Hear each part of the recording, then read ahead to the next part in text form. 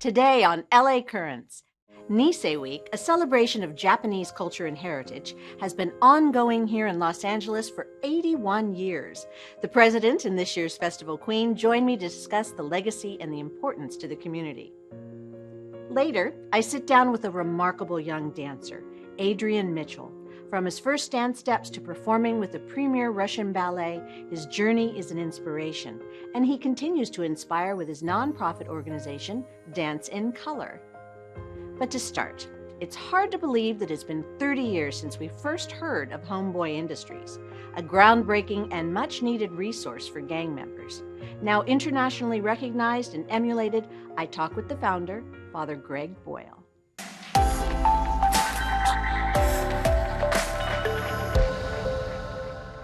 Forgive everybody everything. Is it possible? Well, my guest today says that you should at least try. I'm delighted to be joined by the founder of Homeboy Industries, the remarkable Father Greg Boyle. So nice to have you here. Good to be here. The Homeboy Industries in the last, it's been around for the last 3 decades plus. How has the landscape of Los Angeles, in particular with gang life, changed from when you first were at St. Dolores Mission to what you see out there now? Yeah, it certainly has changed. I mean, 35 years Homeboy Industries has been around, but I've been, closer to 40 years working with gang members. Sure. So it's nothing like the early days, 88 to 98, which was the decade of death. That was just horrifying. So though I'm still bearing kids, it's nothing compared to those days. Now, there isn't very much memory of what that was like. As far as the practical nature of everything, are you still able to get your hands on everything? I have a very limited amount of juice left in my juice card, but I still, I'm emeritus.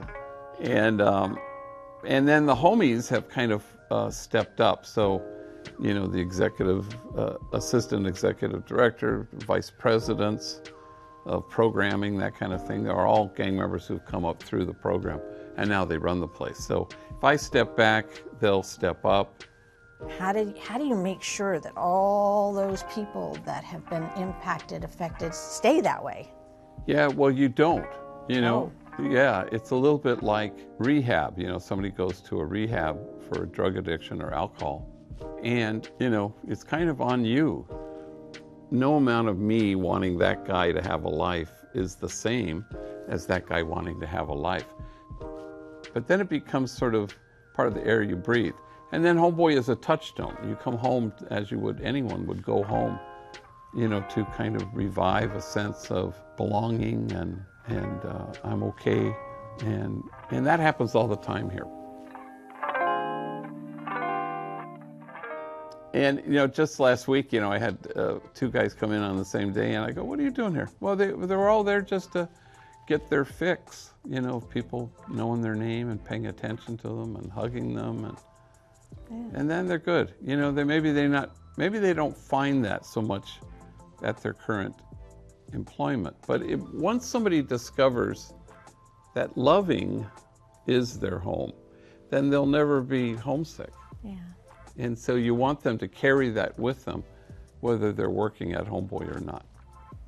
When someone is so deeply part of the gang life and, they learn, how can you get them assimilated back into sort of the mainstream existence, jobs, family, culture, lifestyle, et cetera? How is that transition practically done? Yeah, so at Homeboy, we make the distinction between content and context. Content is secondary to context. So context is, do you feel cherished? Do you know that you're unshakably good? Do you have a sense of belonging in a community that's cherishing you? That's the context. The content, we're so content heavy. We not Homeboy, but society. We think they don't know enough, they're not trained enough, they're not smart enough. If only we could insert message here and teach them how to do all these things to assimilate. But the truth is, once people are healed, it's really not an issue.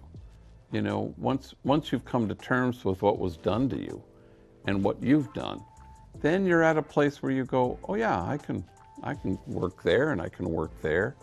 So I think we overthink this a little bit, that it's about something else. If people are finding a hard time assimilating to the real world, well, it's just because people haven't done the work yet, and that they haven't found healing, which almost always happens in a community that welcomes you. So do that, and then watch what happens to their ability to blend in. And it would be nice to have, say your biological parents who have some of that role, but a lot of folks don't, and so that's okay. Then then you find it in the culture of the community that holds you, and then you become that sanctuary that you were seeking all along. You become it, and then you go home to your kids and you present, here's what I've learned, here's what I know. And then suddenly you've broken a cycle, which is very important. So, it's funny, you see homies and homegirls who are parents and how they parent and really different than they had been parented. And there's a kind of a confidence. They go, well, yeah, my kid's not going to join a gang. Aww. Not because there's an iron fist behind it. It's because they've created homes where their kids are hopeful. And that's the only guarantee. If your kid is hopeful, he's not going to join a gang. Right. And so they've really created that, which is quite thrilling to watch.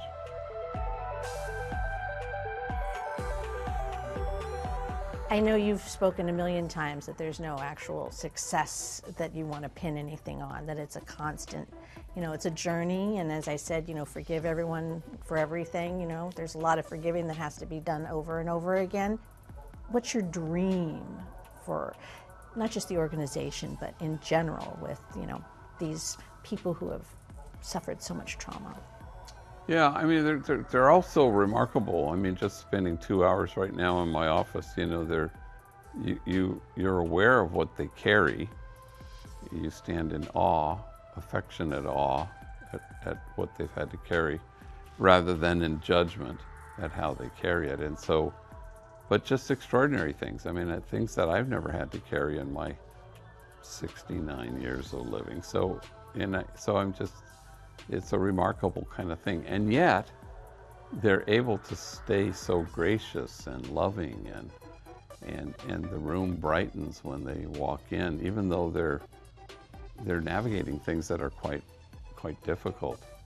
So, but there's something palpable about, the place itself. It's not just about delivering services like you're the DMV, anger management, or therapy or tattoo removal. We do all those things, but they're all secondary to the welcome that somebody feels when they go there. So, and that's an essential thing, where how do people feel? The homies, we have so many who've done 25, 30 years in prison, and they'll say, I'm used to being watched, I'm not used to being seen. Oh. And so you have that palpable experience.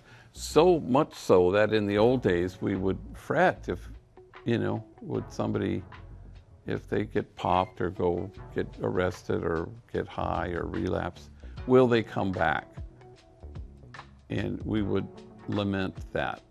And now nobody says, will they come back? They all say, they'll be back. Because it's so compelling to have had a dose of this that they all come back and they all beg to come back into the program. So your dream?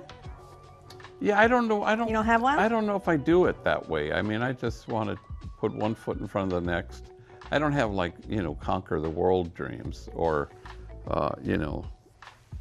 today Los Angeles, tomorrow California. But yeah, I don't really think in those terms. I try to, you want to be faithful and less outcome obsessed. Mm-hmm. I'm outcome aware, but I'm not outcome obsessed. If people want to learn more about what's happening with Homeboy Industries, what's the best way for them to find out everything? Well, they can go to our website, homeboyindustries.org. Mm-hmm. You could go there And then it could connect you to the Facebook page and all that stuff. Downtown's Little Tokyo is home to the celebrations of Nisei Week Japanese Festival. David Yamahata, president of Nisei Week, and Caitlin Amiko Chu, this year's festival queen, visit the Channel 35 studio to talk all about this 9-day festival, full of taiko drums, ando dancing, and what the queen and court will be doing over the coming year.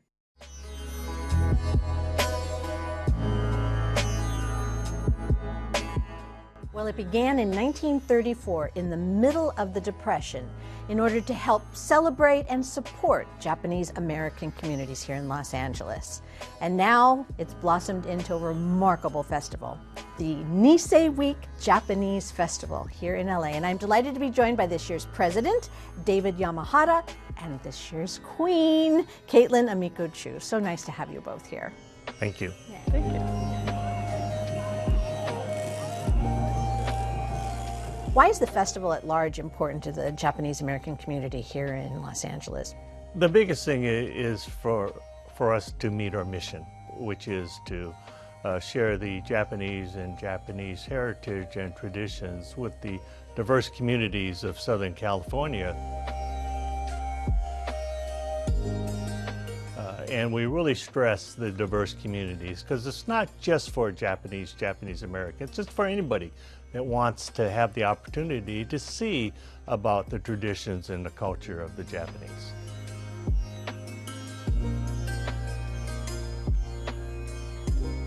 How important was Japanese culture to you growing up as a Nisei? Yes. So for me, I am half Japanese, half Chinese, and that is an identity that I'm super proud of. I would say that getting involved in the Japanese American community started when I was very young. I would go to different events here in Little Tokyo, and it just means a lot to me. It means being involved in a very strong and vibrant community. It means honoring our values and our traditions, and I'm just really honored to be here this year to continue that. What we wanted to do is give the Japanese American women the opportunity to vie for the queen position on our court, and what we saw was that over the years a number of our young ladies that participate went on to do a lot of great things. I'm so proud with our current court, the background and qualifications that our young ladies bring, and then they become our ambassadors for the community. Are there some particular things that have to take place every single year that are really important elements to this?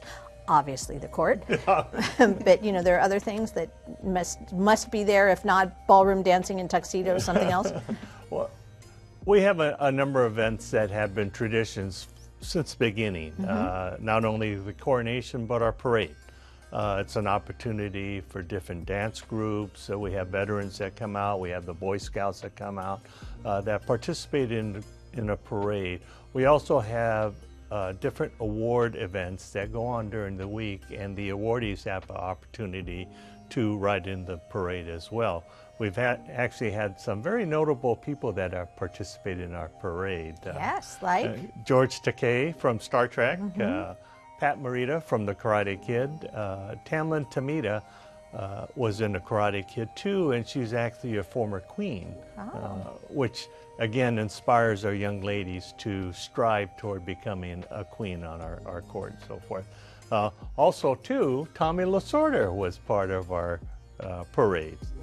When we announce individuals that are going to be part of the parade, it brings more people out there to come and watch and so forth. In addition, one of our last weekends, it's a 9-day festival, and the first weekend is the coronation and the parade.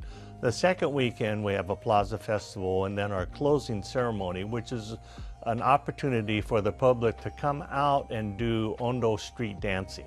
You don't have to know how to do it. We have a number of dance groups that will demonstrate or show you, and you kind of follow behind them and follow what they do. This is tied actually to other cities. I mean, Yes. Is there a sort of a sister city perspective to this? Exactly. The sister city to Los Angeles in Japan is Nagoya. and they have a festival every October. This year we have been invited to Nagoya for their festival. They actually sent a delegation of individuals for our parade, and they participated in our parade. So we're really looking forward to that opportunity to go to Japan, to Nagoya. So you're president this year, but I am assuming you have been involved with it for a long period of time. What drew you to it, and why are you a part of this event? I'm a native Angelino, born and raised in Los Angeles. Grew up on the west side, went to Dorsey High School, attended UCLA, and then joined the fire department and spent 36.5 years. So Los Angeles has been in my life for my entire adult lifehood, and as a child growing up, my parents brought me to the Nisei Week Festival to enjoy. I grew up with the festival from a young child, and enjoying that. As I grew older and became an adult, I felt like it was now my opportunity to give back to the community, and that's why I became a Nisei Week board member. In addition, I have kids, and what I wanted to do is ensure that the Japanese American traditions stayed generation after generation. What do you want to offer Dave and anybody who's going forward in his position, thoughts about the particular festival that you could possibly see would be, you know, a dynamic idea? So some of the other gals, and then what you think might, you know, help. Yeah, I am so inspired by everyone on my court. Everyone is super compassionate. We all have drive, and we all really want to make a difference in our community. So something I've seen this past week as we go visit the various businesses in Little Tokyo and hear about their missions is I'm seeing the eyes light up in every single one of my court members when we're talking about issues such as affordable housing or mental health. And I think that's something that our court has the power to do, is to make a difference in these areas that our community faces. And like David said, like, we have a lot of inspiration to host different initiatives and events for and within our community, and support and outside communities as well.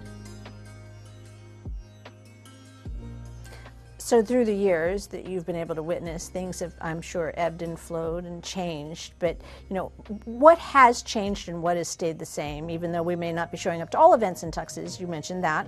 And with the pandemic, there was definitely a little pause in the action. But what has stayed, and what has been added as new generations have different tastes and thoughts and relationships with their culture? The cornerstone events that have stayed is Coronation, our parade, our Plaza Festival and closing ceremony, and our award ceremony. Our biggest, one of our biggest priorities is to recognize those individuals that have made contributions to the Japanese American community. And with that, we always want to make sure we recognize those individuals. We actually have two separate award ceremonies. One award ceremony are individuals recognized in the community that are voted by our board. We have another event called the Pioneer Luncheon, in which individuals are actually nominated by the communities throughout Southern California. So you have an opportunity where people get to nominate their people that have made contributions. As you mentioned, with the pandemic, our biggest challenge these days, we're a nonprofit organization that is run totally by all volunteers. Our budget consists of through donations, sponsors, and fundraisers. And as a result of the pandemic, we've lost some of our sponsors due to budgetary challenges and so forth. So that's our biggest challenge these days, is to make sure that we can find enough funding to keep the festival going on year after year. And if people want to learn more about Nisei Week, what's the best way for them to learn about this wonderful festival? And thank you for asking, Maria, because we're always looking for volunteers, supporters, new sponsors, and so forth. And they can find more information on our website. That's niseiweek.org.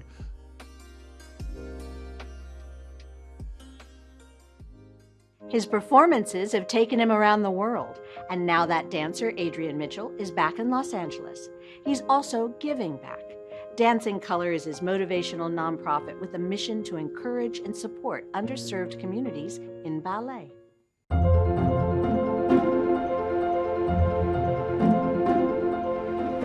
It's always wonderful when an artist finds their way, but it's even more of an inspiration when they build a road for others to follow. Adrian Mitchell is a dancer who is wanting to open those doors for other dancers to be able to have the same opportunity. So nice to have you here. Thank you so much for having me. It's such a pleasure to be here.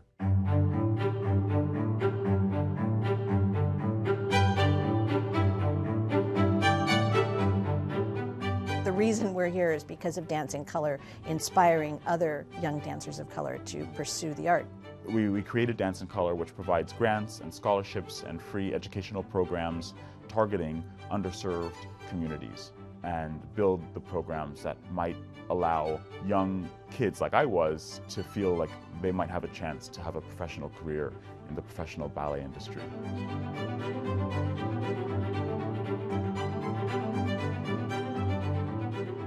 Very rarely did I have other, black dancers in my class. It was like if there was a black dancer in my class, it was like there was one.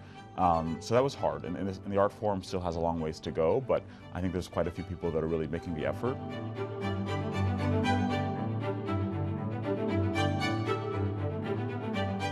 Ballet's hard, especially in America. There's a lot of ideas about it, misconceptions and perceptions that people have of what it means to be a male ballet dancer. So there was a lot of, unfortunately, bullying in school.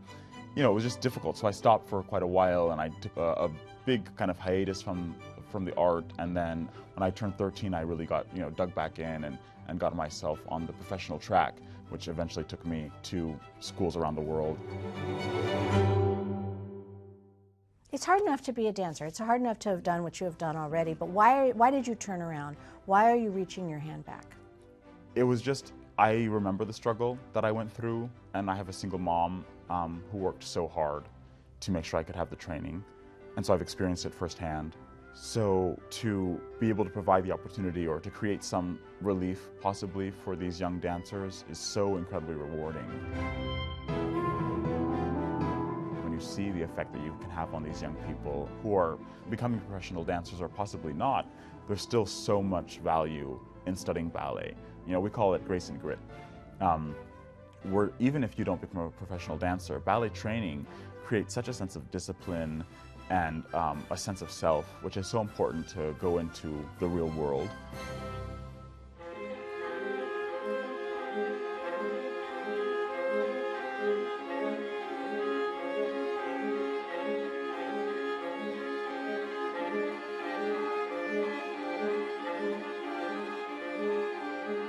Okay, so your professional career led you around the world, and ultimately you ended up in Russia. Yes. And one of the most prestigious dance companies in Russia. How did you get there, and what was that experience?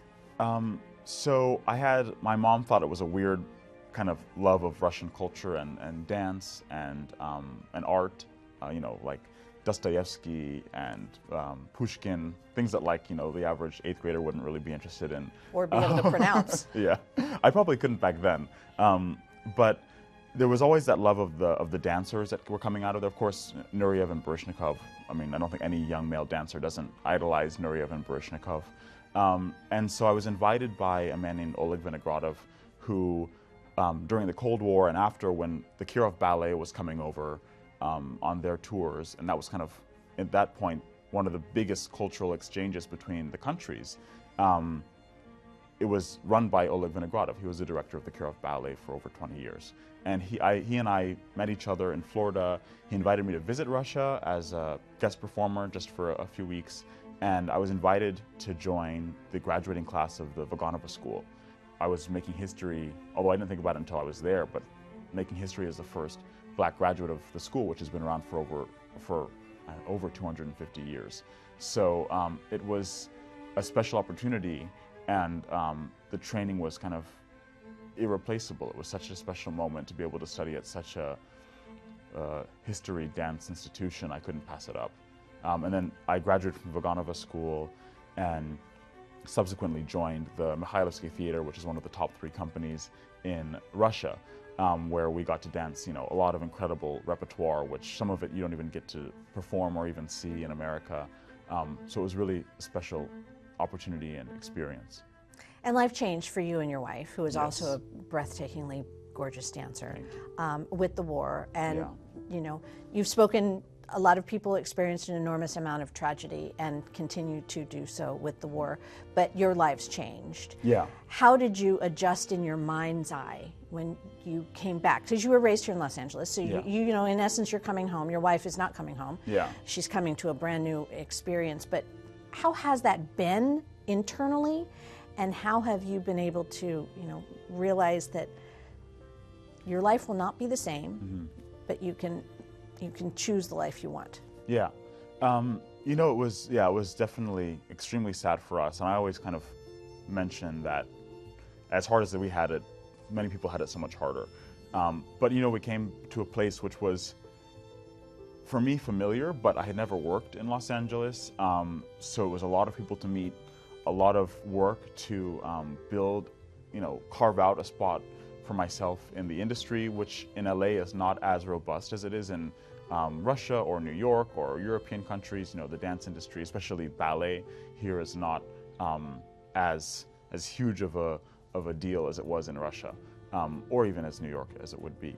So it was hard. It was a lot of kind of trying to kind of create a path in uncharted territory. It was not a lot of just kind of filling spots and taking positions. So we had to really kind of figure out, what are we building here?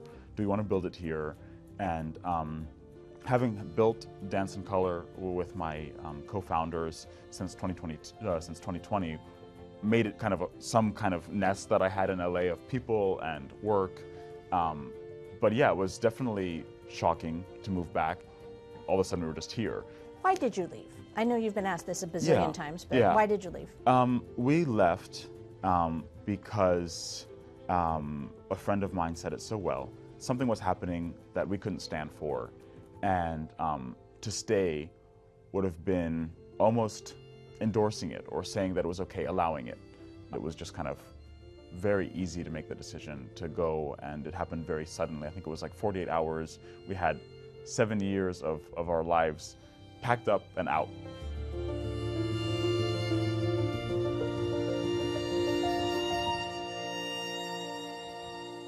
What are your plans? What are your hopes and dreams for Dance in Color? Yeah, so we have this free program called Dance to Dreams, which is co-produced by Westside Ballet of Santa Monica and Dance in Color. And I work at both organizations, so it works perfectly that I can kind of bring them together, because Westside has the studios and the outreach, and we have all the experience with this, I call it IDEA, inclusion, diversity, equity, and accessibility work.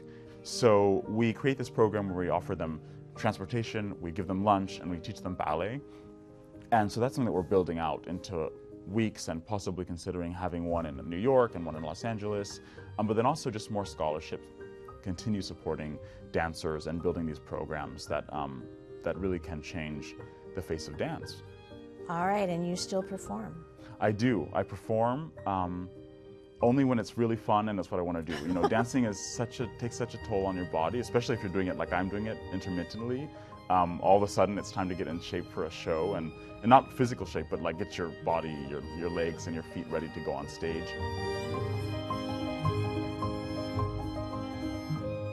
But yeah, I've also been getting into administration, and I'm doing that, through Dance in Color and through Westside, trying to, also bolster Los Angeles's ballet community and footprint in the dance world as a whole. Great idea. Okay, and now if people want to reach out and help or learn more about Dance in Color, the best route is? danceincolor.com.